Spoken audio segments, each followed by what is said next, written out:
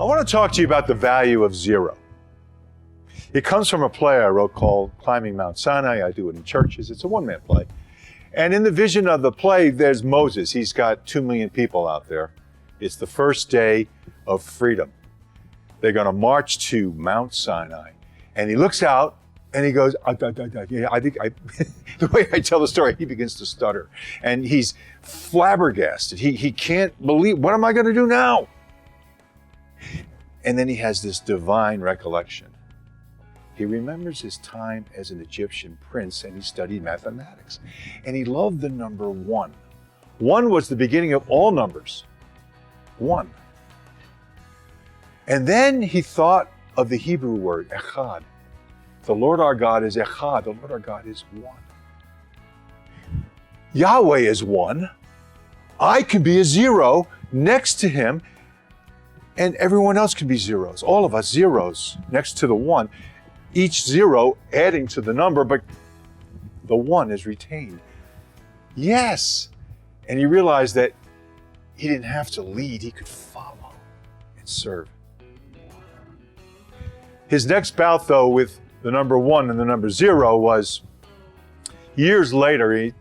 The Israelites are complaining. They're complaining about the food, and Moses on that particular day was particularly distressed.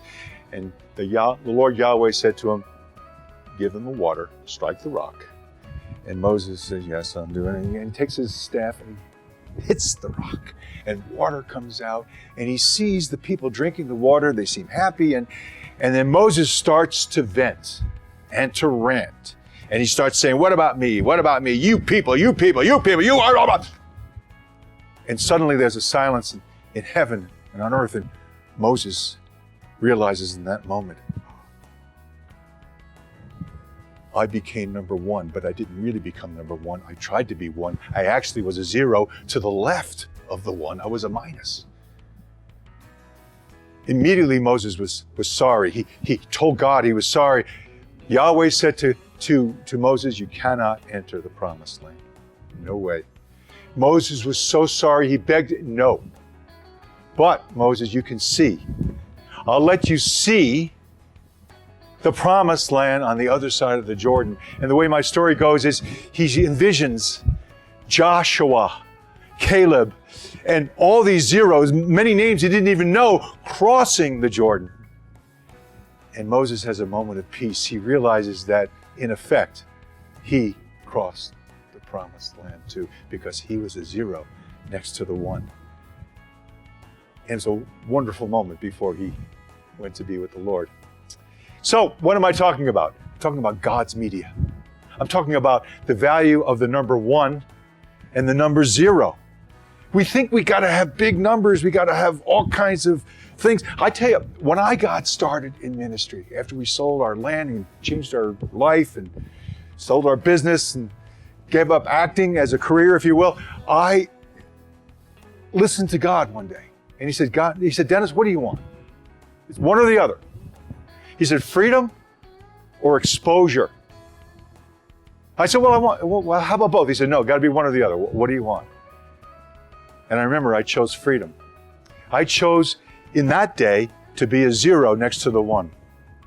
To be a 0, to have freedom, to not be worried about numbers, to not be caught up in, do you know that 97% of people on Facebook, this is according to statistics anyway, 97% people on Facebook only show 3% and they don't show the other 97%. That's not a put down on people, it's a put down on the system. Satan owns the media. We think we've got to have big numbers all the time. I tell you, if 10 people watch this, 10 people really receive as I am, and we are together, I'm telling you, you remember 1 is a 0, that's 10. It's 10 times. What if I 10 times 10? Do you realize how powerful God's media is? We don't really believe it anymore. That's the problem. Let's get back to being 0s next to the 1 and watch the power of prayer. Do you know if you and I can find God's passion by focus and concentration, He will usher through. I'm telling you, He says, greater things you will do because I go to the Father. This is it. It's God's media. It's 1 and a 0, and going with that. liberating, receiving, releasing, and reviving. I'm Dennis Cole. I want to thank you for watching. God bless you.